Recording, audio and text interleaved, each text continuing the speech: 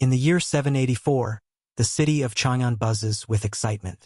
A crowd gathers on the streets, eagerly anticipating the arrival of Princess Amelia of Uyghur. People push and shove, trying to secure the best vantage point to witness the royal procession. A grand, ornate carriage, drawn by several horses, makes its way through the city. The sound of ringing bells announces its majestic approach as onlookers watch. A young woman in a beautiful orange dress and a delicate veil emerges, waving energetically to the people of Chang'an. The crowd murmurs, commenting on her small and delicate appearance as she happily greets them. Her boisterous behavior, however, does not please her escort. Her older brother, riding alongside, sternly tells her to slow down and act more appropriately, privately thinking of her as a troublesome girl. However, a secret is unfolding inside the carriage. The cheerful woman outside is, in fact, the real Princess Amelia. She peeks in to check on her maid, Tanley, who is disguised in the princess's formal red attire. Tanley is in tears, panicking because they were supposed to switch their roles back upon arriving in Chang'an and fears their deception will be discovered. Princess Amelia playfully dismisses her maid's fears, reassuring Tanley that everything will be fine as long as she keeps her veil on. She encourages her to enjoy the sights, pointing to the welcoming citizens, but Tanley remains distraught.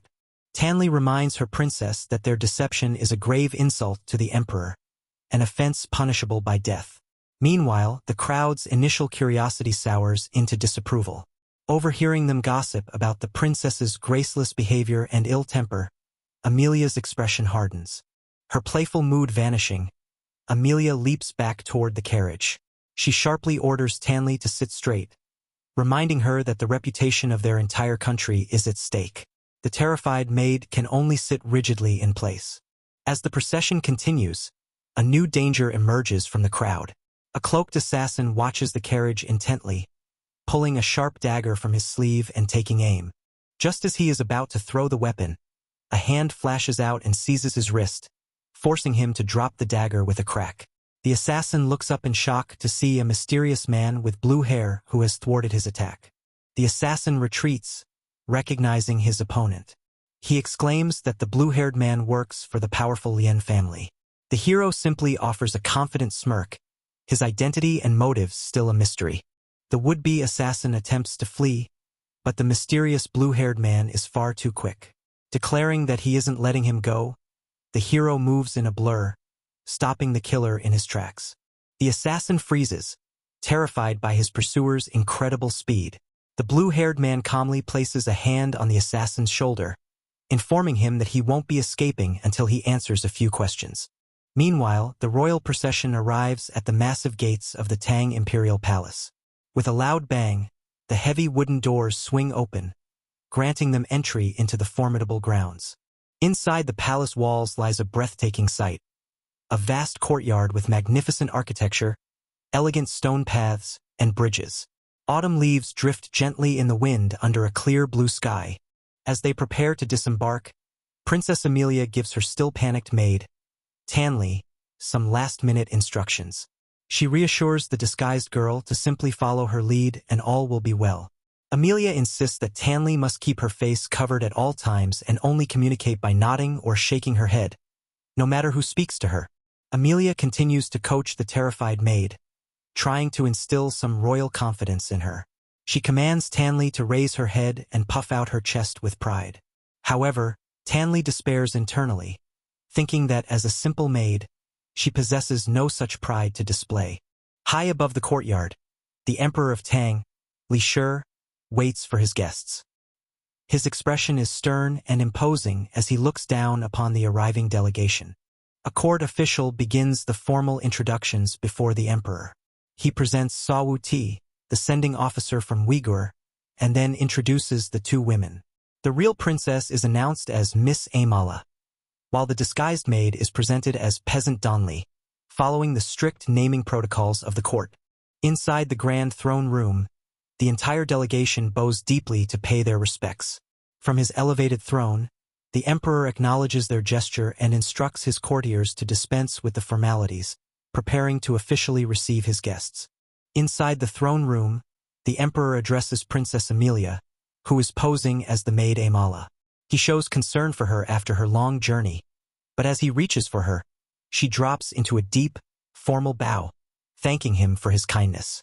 The princess's extreme deference surprises the emperor. A gentle, elegantly dressed woman steps forward, reassuring Amelia that the palace is now her home and that such formality is unnecessary. This kind woman is identified as pure consort Wang, the mother of the crown prince. Amelia immediately senses a gentle aura from the consort, noticing a faint, pleasant herbal scent about her. Their deception is immediately challenged by a young girl, Princess Tang Lu. She directly confronts the disguised Tanli, questioning why the Uyghur princess is still wearing a veil. Before Tanli can panic, the real Amelia quickly interjects, claiming it is a custom of their people, an explanation the terrified maid can only confirm with a frantic nod. Princess Tang Lu remains unconvinced. Arguing that they will soon be family, she declares her intention to take a look and lunges forward, grabbing Tanli's veil. The real Amelia immediately moves to intervene, telling her to stop. A tense struggle ensues. Amelia and Tang Lu glare at each other, locked in a tug-of-war over the veil.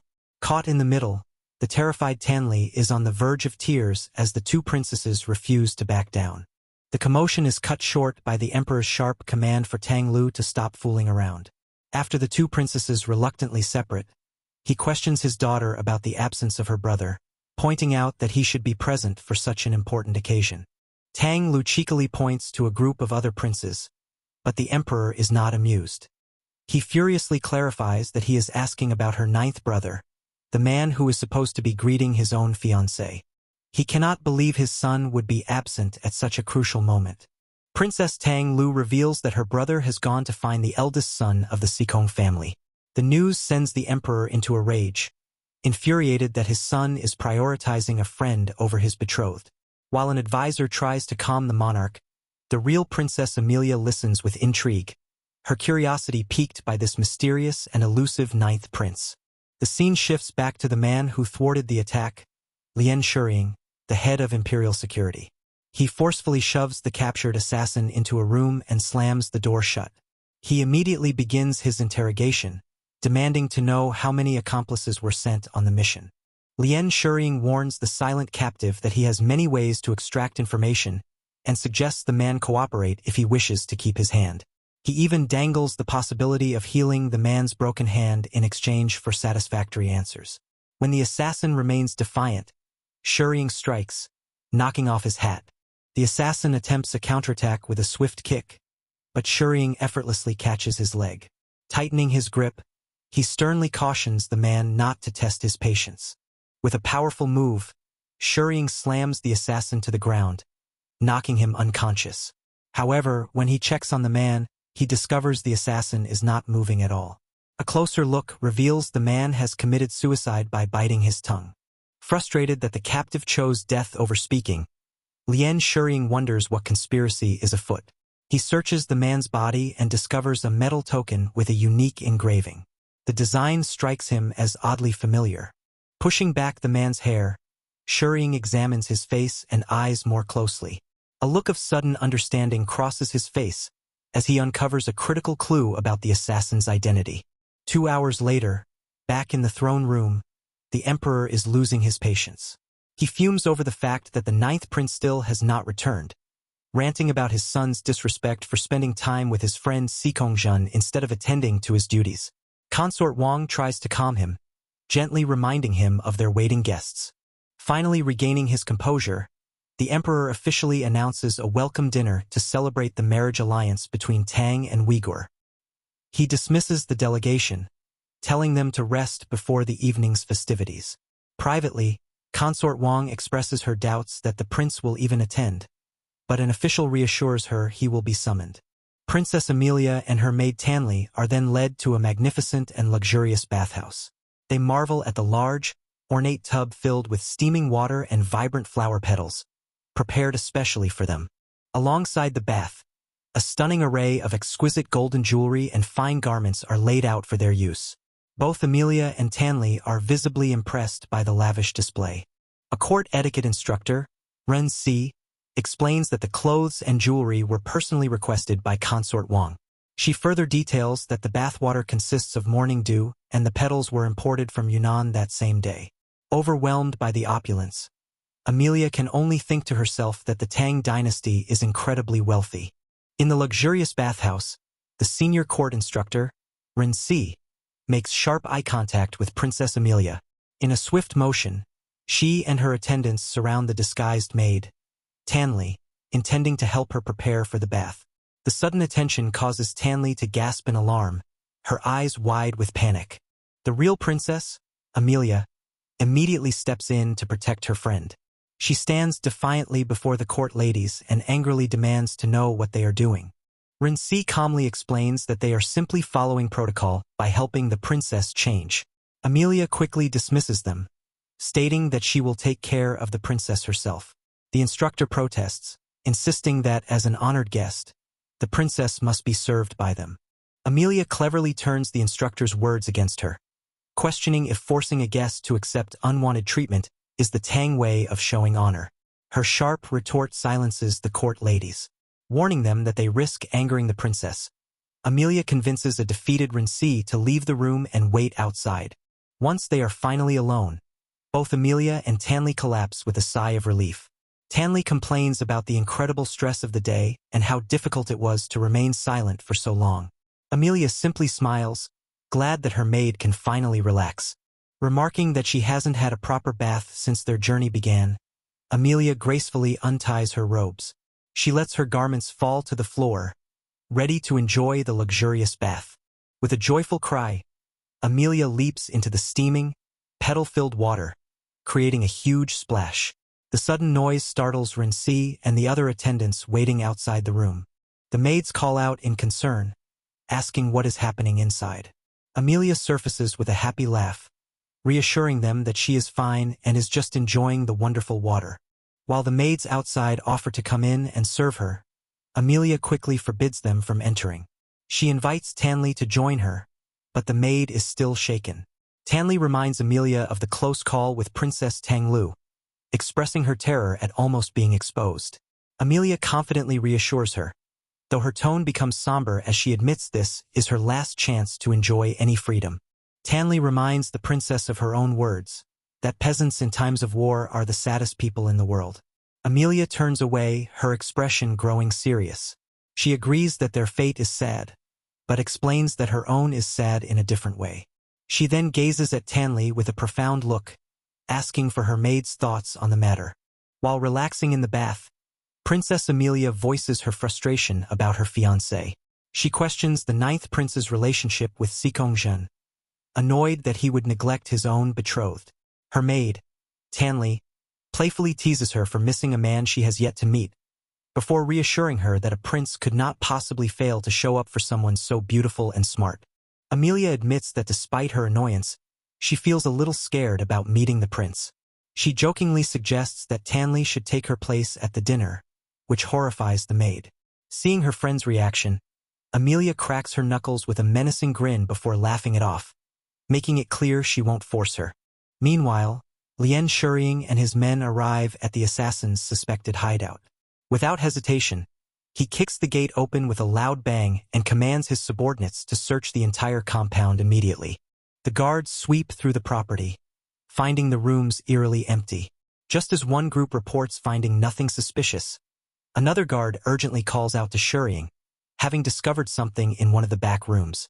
Shuying is led to a grim scene, a room filled with the bodies of several men dressed in black. He instantly realizes with a stern expression that someone else has already been to the hideout before them. He kneels to examine one of the corpses more closely.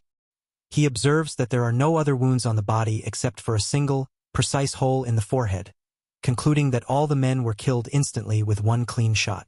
Standing up, Shuying contemplates the skill of the unknown person who found the hideout and eliminated the assassins. He questions whether this powerful individual is an ally or an enemy. When his subordinate asks for orders, Shuying commands that everything they have discovered must be kept strictly confidential.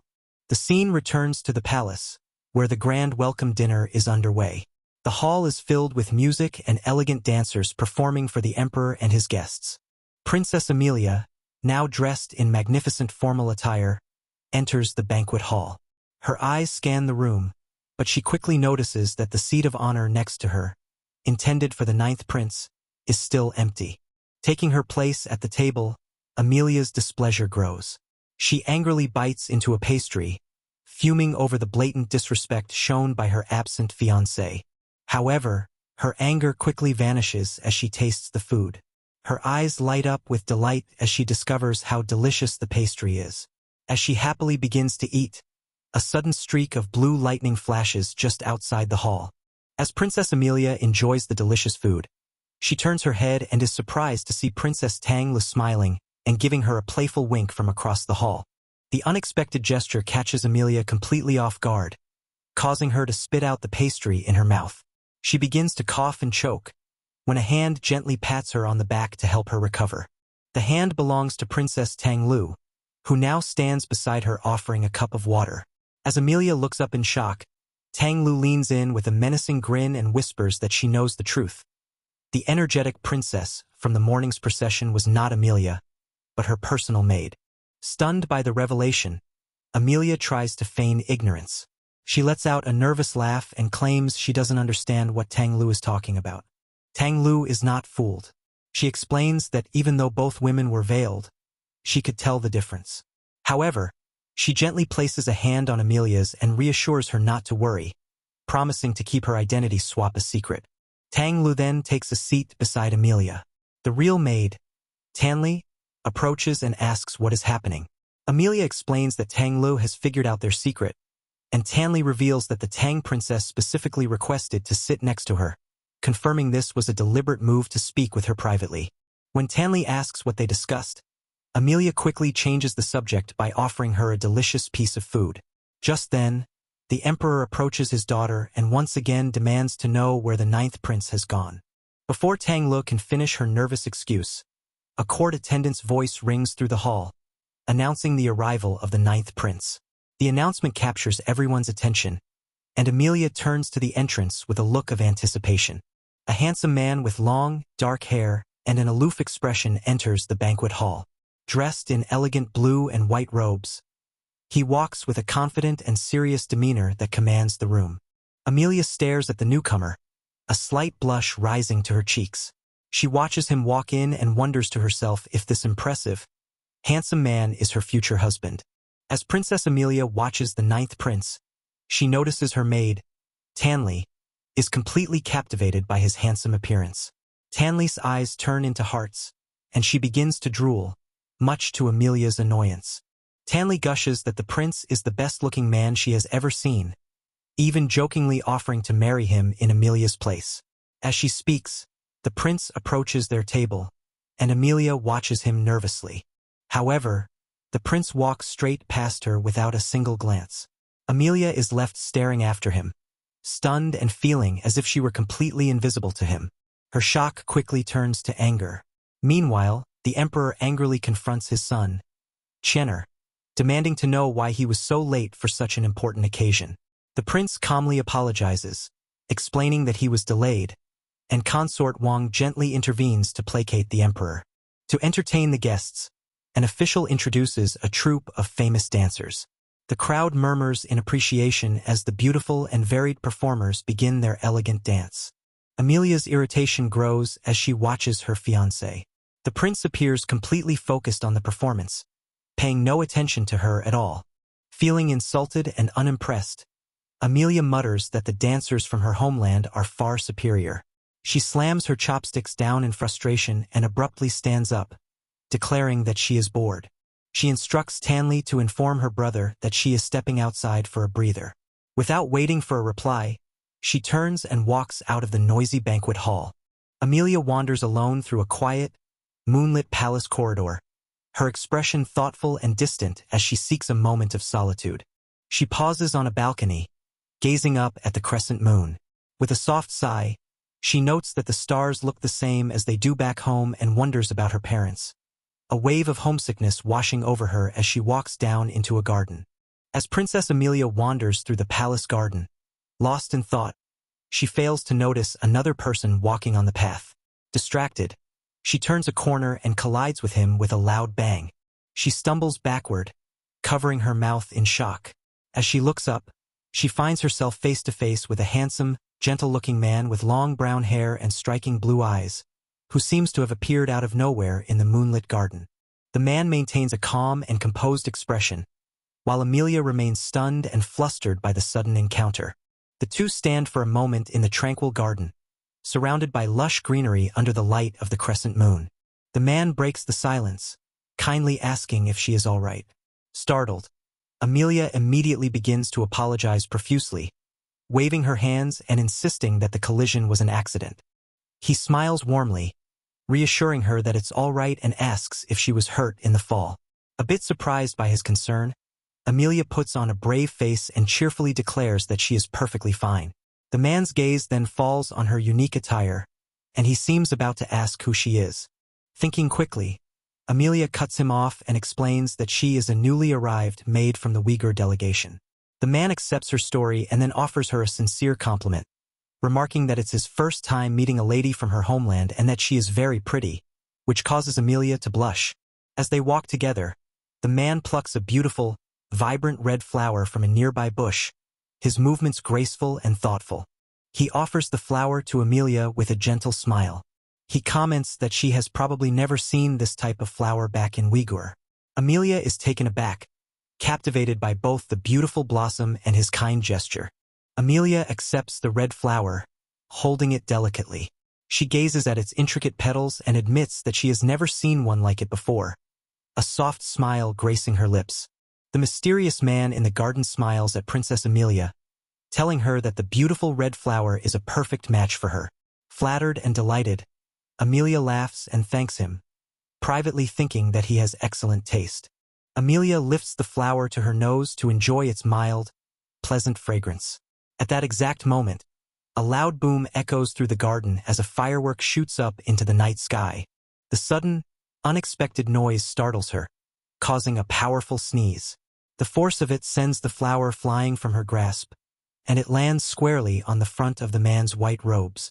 As more fireworks begin to explode, Amelia jumps in fright, mistaking the sound for thunder. Her companion laughs kindly, reassuring her that it's just a firework display for the banquet. He encourages her to look up, and her expression fills with wonder. A brilliant, massive firework bursts across the dark sky, showering the palace grounds in a cascade of golden light. Amelia and the man stand together watching the spectacular show. Her eyes are wide with awe, reflecting the dazzling colors of the fireworks. He remarks that the pure consort must have gone to great lengths to prepare such a welcome for the Uyghur princess. As he speaks, he notices that Amelia has retrieved the flower and tucked it neatly into her hair. Enthralled by the display, Amelia excitedly suggests that they find an even better place to watch from. The man seems momentarily surprised by her spontaneous and forward invitation. When he agrees, Amelia is thrilled. She happily remarks that with him leading the way, she won't have to worry about getting lost in the massive palace grounds. The two walk off together as the fireworks continue. Meanwhile, back at the main hall, the emperor and the royal family have gathered on a balcony to watch the display. The emperor turns to consort Wang, praising her for being so meticulous with the arrangements.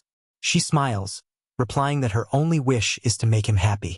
They share a tender moment, clearly very much in love. Their children, however, react to this public display of affection with stoic annoyance. In perfect unison, they silently put on sunglasses to block out the sight.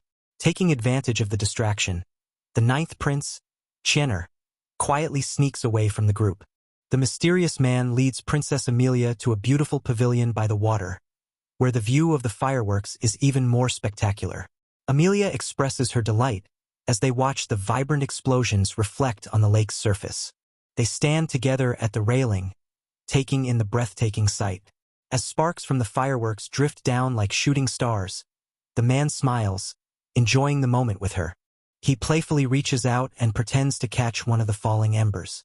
Holding out his closed fist, he asks Amelia if she thinks he was successful. She looks at his hand with wide, curious eyes. When he opens his palm, however, there is only a black smudge of ash.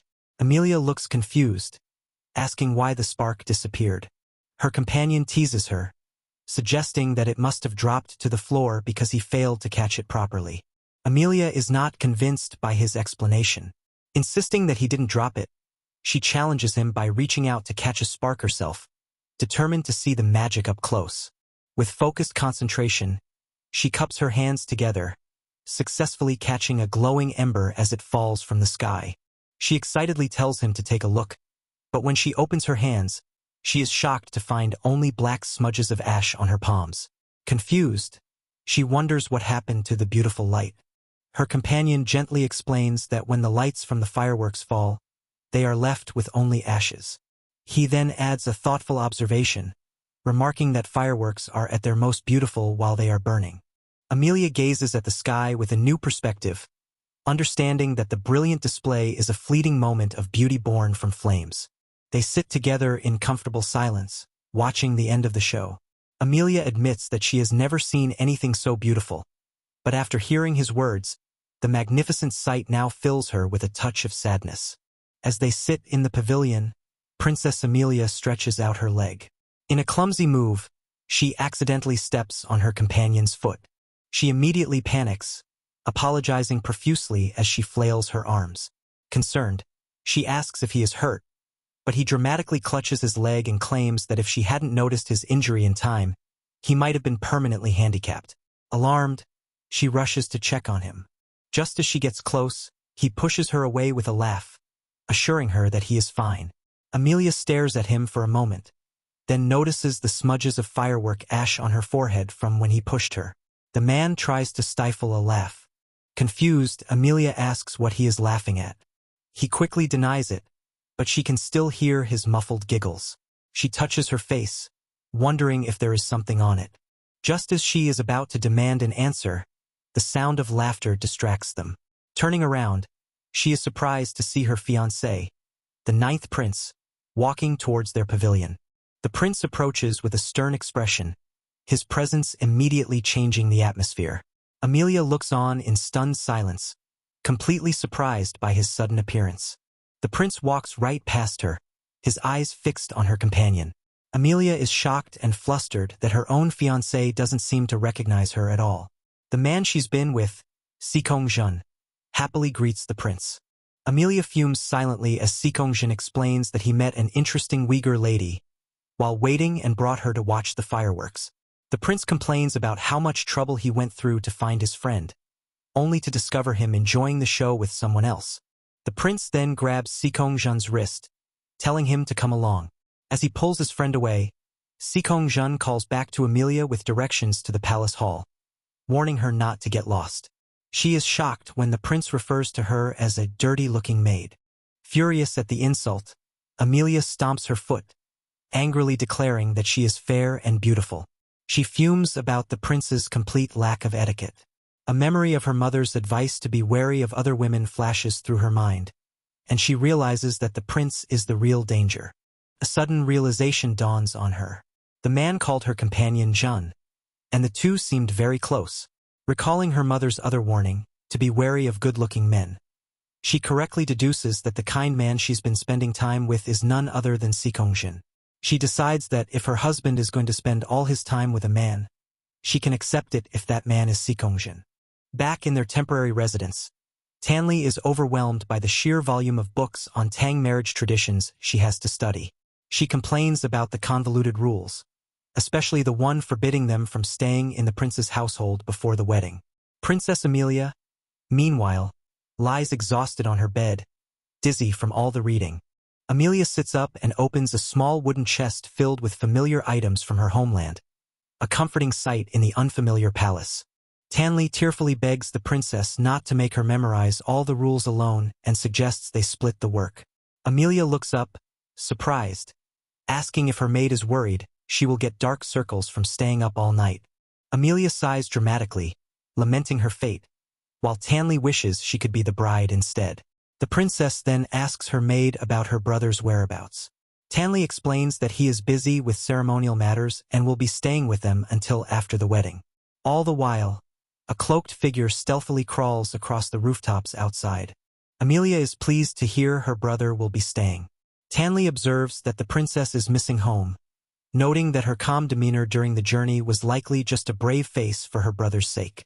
Amelia thinks of her brother, wanting to reassure him that she will find happiness in her new life. Tanley points to the wooden chest, noting that it's filled with memories and that Amelia only opens it when she's feeling sad. Abruptly, Amelia lets out a massive yawn, declares it's late, and announces she is going to bed. As she lies down, Tanley watches over her. The princess settles in but then confesses that she feels uneasy now that she has finally met the prince. Tanley teases her, asking if it's because he's so good-looking that her heart skipped a beat. Amelia denies it, stating she couldn't care less about someone so disrespectful. However, she admits that her intuition is telling her something is about to happen. Tanley leans over her mistress with a mischievous grin, once again offering to marry the prince in her place if she is so unwilling. Amelia pushes her away, warning her to stop joking about such dangerous things.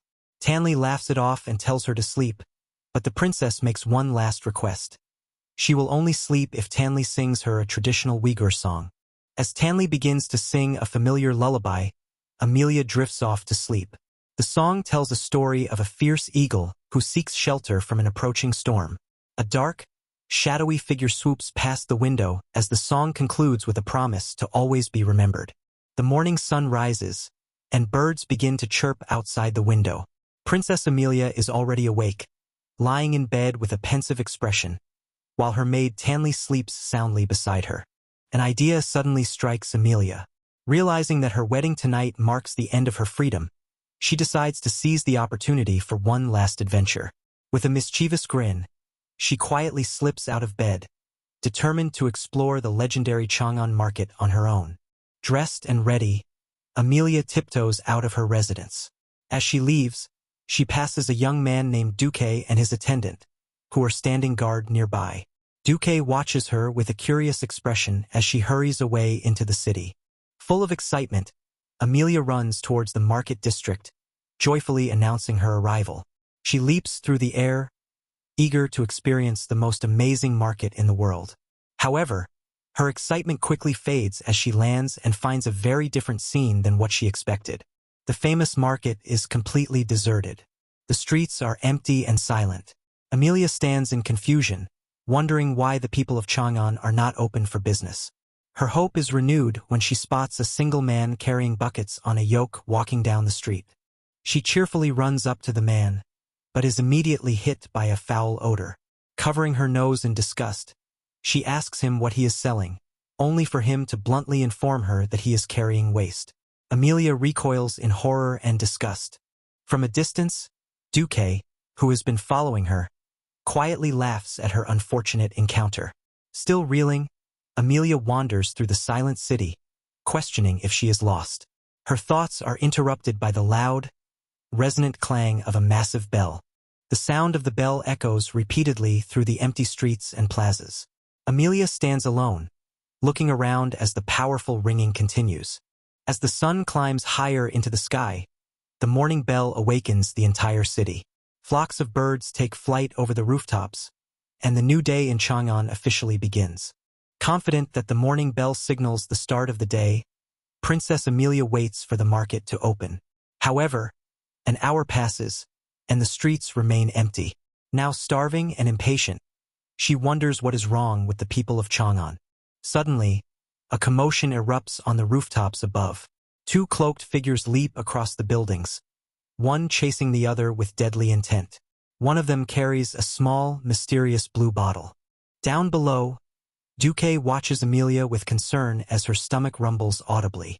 Worried about the unfolding danger, he decides he needs to follow her more closely.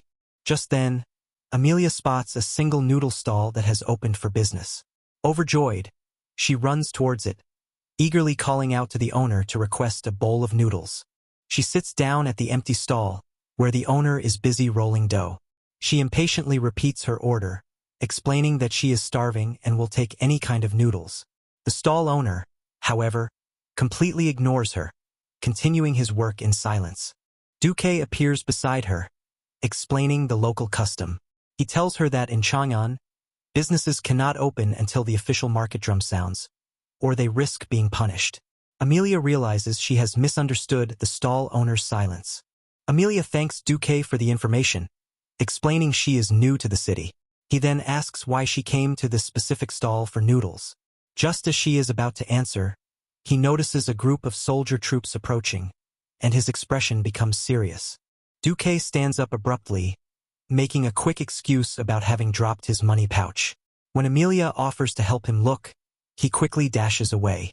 She is left confused and alone as he disappears down the street.